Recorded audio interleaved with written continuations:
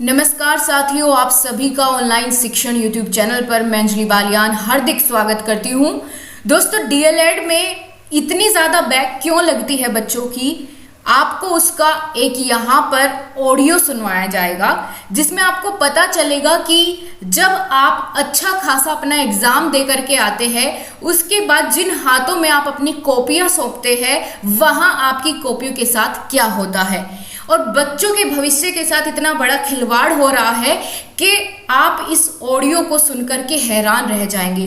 दोस्तों, बात करूं, अगर बच्चे कोई भी एग्जाम देते हैं उसके रिजल्ट का डर तो सबको लगता है, लेकिन जितना डर डीएलएड वाले बच्चे सहते हैं उतना मुझे नहीं लगता कि किसी कॉम्पिटेटिव एग्जाम को देने वाले बच्चे को भी अपने रिजल्ट को आने में इतना ज़्यादा डर लगता हो, क्योंकि उनको पता होता है कॉम्पिटेटिव एग्जाम देने वाले बच्चे को कि मैंने इतने नंबर का किया है, इतना मेरा रिजल्ट लगभग आ जाएगा।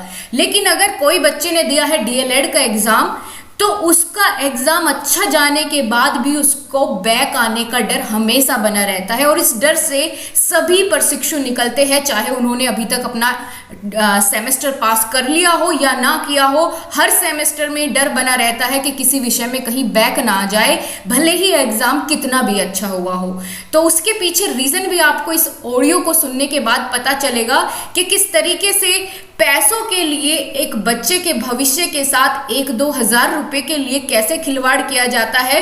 दोस्तों, सबसे बड़ी बात तो यह है कि सबसे ज्यादा बैक डीएलएड के एग्जाम में लगती है। अब चलो, बाकी बातों को मैं आपको बाद में बताऊंगी, पहले आप इस ऑडियो को सुन लीजिए, तभी आपको आगे की चीजों को मैं आपके साथ साझा करूंगी। हेलो, बीटीसी का कंप्यूटर का पेपर दिए थे। हाँ, बीटीसी कंप्यूटर का paper. BTC computer paper. Hello. Hello, हाँ। अरे, बीटीसी का एग्जाम दिए थे। हाँ, तो कौन बोल रहे हो भैया? तो कॉपी अपने पास ही है जी। नंबर बढ़वाना हो ना हो, बढ़िया नंबर पाना हो तो बताना। ठीक है। कल तक का डेट है। 1,000 रुपया लगेगा जी। 1,000 लगेगा। देख लो भैया, ठीक सा कर लो। हाँ, हाँ, थोड़ा ठीक सा कर लो, करा देंगे, उसमें कुछ नहीं है। क्या बोल रहा है? मैं कह रहा हूँ कि कुछ ठीक सा कर लो, करा देंगे, हम मना नहीं कर रहे आपको। तो मेरी बात सुनो ना, जिसका कराना हो, जिसका कराना का 1,000 लगेगा। 21 नंबर मिलेगा, 21, उससे ज्यादा नहीं। 21? हाँ, 25 में? 25 में, 25 में। जी जी। हाँ, तो कराना हो तो अभी बात करके मुझे अपने में सोच के बताना, तो कल के कल हो जाएगा। कल आखिरी डेट है क्या? हाँ कल लास्ट डे है क्या? हाँ, कल खत्म हो जाएगा। कल के बाद रोज जितना जांचोगे उतना चढ़ जाता है नंबर ना। अच्छा अच्छा। हमारा नंबर नहीं चढ़ा है, इसीलिए। मेरा तो नहीं चढ़ा है ना अभी। तो चढ़ जाता तो फिर काहे लिए बात करता है? जी जी। बच्चों से चीटिंग थोड़ी करना है। जी। नहीं, फलाना दो, ये दे दो, कर दो। ठीक है भैया। हाँ, सोमवार तक सब खत्म हो जाए। कल तक खोला है, परसों बंद रहेगा। जी। हाँ। और किसी उसमें भी हो सकता है क्या भैया? नहीं, बस कंप्यूटर, बस हम लोग के पास कंप्यूटर है और कोई सब्जेक्ट नहीं।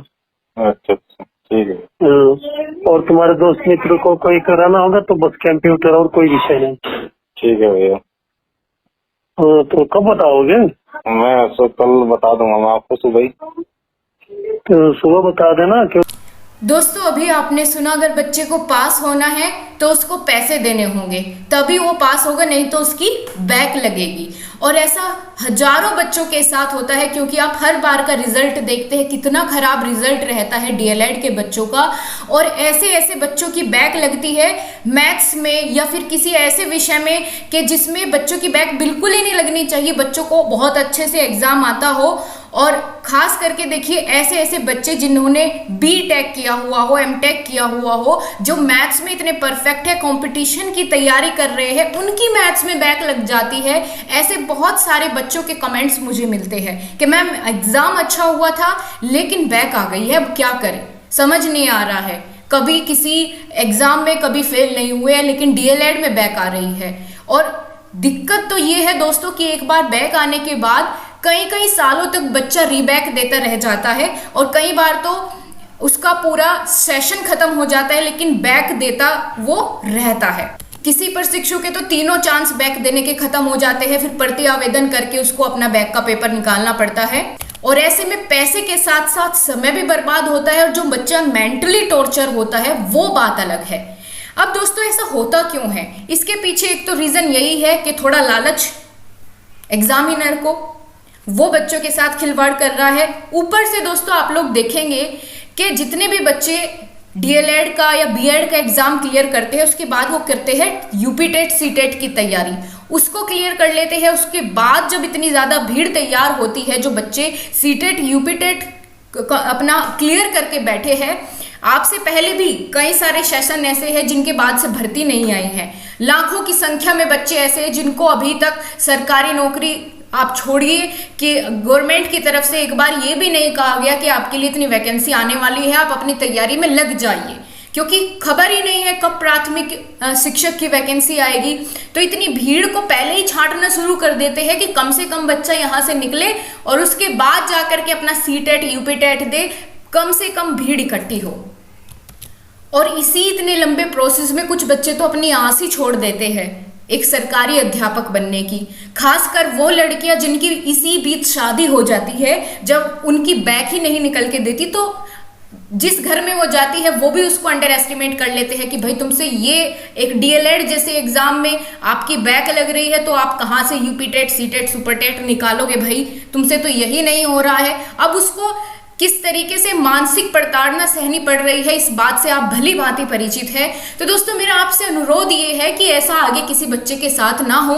सबको इस चीज के बारे में जागरूक रहना चाहिए। हर एक डीएलएड के प्रशिक्षु के पास ये वीडियो पहुंचना चाहिए ताकि सबको पता चले कि चल क्या रहा है आखिर, और ऐसा करने वालों की भी आंखें खुले जो चंद रुपयों के लिए एक बच्चे का भविष्य बर्बाद करते हैं। अगर आप में से भी किसी प्रशिक्षु के साथ ऐसा हुआ है तो कमेंट सेक्शन में आप भी बताइए। धन्यवाद साथियों, आशा करती हूँ आप भी इस बात को सोचने के लिए थोड़ा सा अपने दिमाग पर जोर डालेंगे।